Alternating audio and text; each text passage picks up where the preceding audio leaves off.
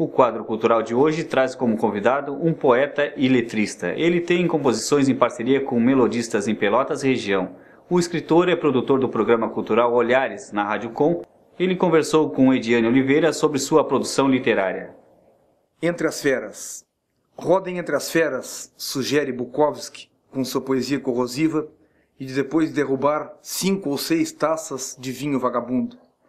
Há de ter outro colorido, o horizonte. Há de ter outras opções para as coisas do futuro. Não pode ser só isso, o mundo. Não pode. E o convidado do quadro cultural de hoje é o poeta e letrista Álvaro Barcelos.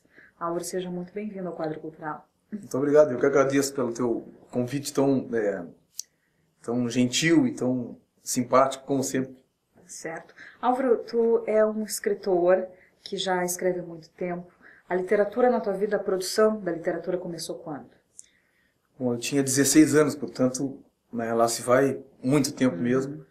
E, enfim, aí depois que a paixão pela literatura, como de um modo geral ocorre com as artes, né, se instalou, foi algo definitivo e, enfim, eu não lutei contra isso, até porque isso é muito bom. Né. Tu tem uma ligação muito forte com discos e livros, né? Um apaixonado por música, escreve para compositores e melodistas. Como que é essa fusão entre a literatura? Quando eu começo a escrever poemas, quando eu comecei a ver que isso podia funcionar, eu comecei a fazer traduções aí de discos lá de Pink Floyd, de Bob Dylan, de Cat Stevens, de Led Zeppelin. Depois vou buscar isso dentro da música popular brasileira. E aí eu chegava até a brincar com versões, pegando melodias de compositores de MPB e também trocando a letra lá em músicas do Belchior, Renato Teixeira, Beto Guedes, Chico Buarque. E eu fazia essas brincadeiras assim, né? E aí comecei a levar um pouquinho mais a sério e trabalhar com parceiros musicais. Como quais, por exemplo? A Peri Souza, que é um excelente compositor, fundador dos Almôndegas, primo do Vitor e do Cleiton Cledir, excelente compositor. Marco Aurélio Vasconcelos, Pedro Munhoz, Ricardo Petrucci. Álvaro, a concepção filosófica da tua escrita, ela se baseia por quais temas? Muito variado, mesmo porque existe meia dúzia de mitos sobre os quais ele discorre na literatura ocidental e nada. De um modo geral, assim, não só na literatura, no cinema, os ritos é que vão valendo. E os ritos é que podem fazer uma obra ser mais pujante ou não. Não é por acaso que a gente vê, por exemplo, um determinado filme de amor, a gente acha meio sem graça, meio alguém com açúcar, e vê um outro com uma história mais ou menos parecida, mas o fio da narrativa é tão outro que o cara consegue um trabalho muito legal, né? Então acho que é um pouco isso que a gente faz, né? E agora, historicamente eu me prendi um pouco a chamada, um pouquinho na poesia participante de que falava Ferreira Goulart. Só que eu acho que na contemporaneidade isso não é apenas o viés social que interfere nisso.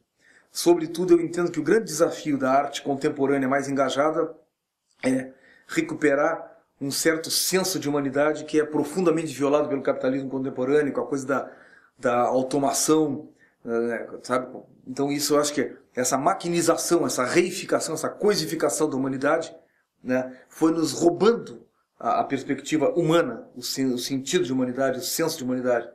Eu acho que a grande tarefa da arte contemporânea mais engajada é recuperar isso. Tu é produtor e apresentador do programa Olhares, na Rádio Com, já há muitos anos. E esse programa, ele tem dentro dele uma estética muito importante de ser livre, né? Tu recebe convidados e em 1h30 acaba conversando sobre tudo dentro desse programa. Como que é essa surpresa ele é um programa nesse sentido meio maluco. Um amigo meu disse certa vez, o cara mora no Paraná, estava ouvindo o programa, parecia que tu e o Mano estavam conversando e alguém disse, pô, que legal isso aqui, vou botar aqui, eu vou plugar numa rádio, tipo assim, né? Porque é um programa inteiro, é como se tivesse assim, como nós estamos aqui, né? Na sala de casa e a gente conversando, né? Algumas pessoas já disseram que, mas esse programa a gente se sente completamente à vontade, porque é isso que a gente busca do programa, né? Busca que as pessoas possam se despir no melhor sentido da palavra, naturalmente, né? Mas enfim, e aí a gente vai tocando o programa. Para minha surpresa, está no 4º ano, né? Porque é um programa que embora seja uma vez por semana, toda quinta das 9 às 10h30 da noite, pelas ondas livres da Rádio Com, né? Mas eu imaginava que ele ia ter fôlego para um ano e meio para ir. Mas a gente vai restabelecendo contato. Um dos meus poemas mais recentes, chamado Boa Noite. Então tá combinado. Um coquetel de cápsulas, meia hora antes de deitar, que é para não ficar pensando na morte que nos assombra, nas carnes expostas em açougues, no perfume de teus cabelos, na amante secreta de Bertolt Brecht, que trabalhava até tarde numa estação de trem em Hamburgo. Meia hora antes para não pensar nas asas dos abutres, no grito dos soldados, no eco das cordilheiras, no rosado de teus seios, nos camelos do Saara, na corda assassina em torno de Herzog, no compasso do balé, no cheiro dessas ruas. Para não mais pensar na lira dos anjos, no poema que Ricardo Reis perdeu para um vento, que o apanhou de surpresa e o levou para sempre consigo, nos santos das igrejas, em barcos à deriva, no piano de Villa-Lobos, nos riscos das florestas e rios. Para não mais ficar pensando na solidão dos astronautas e dos condutores do metrô, na saga dos cavaleiros, no berro dos torturados, nas flautas andinas, nas cenas de Almodóvar, no porto de Gdansk, no teu ronco surpreendente. Combinado, então. Boa noite. Esse foi o programa Nossa Luta, apresentado pelo Sindicato da Alimentação. Para acompanhar esse e todos os outros programas, acesse no YouTube, coloque lá nossaluta1.tv. Nós voltamos na semana que vem. Uma boa noite a todos e a todas e até lá.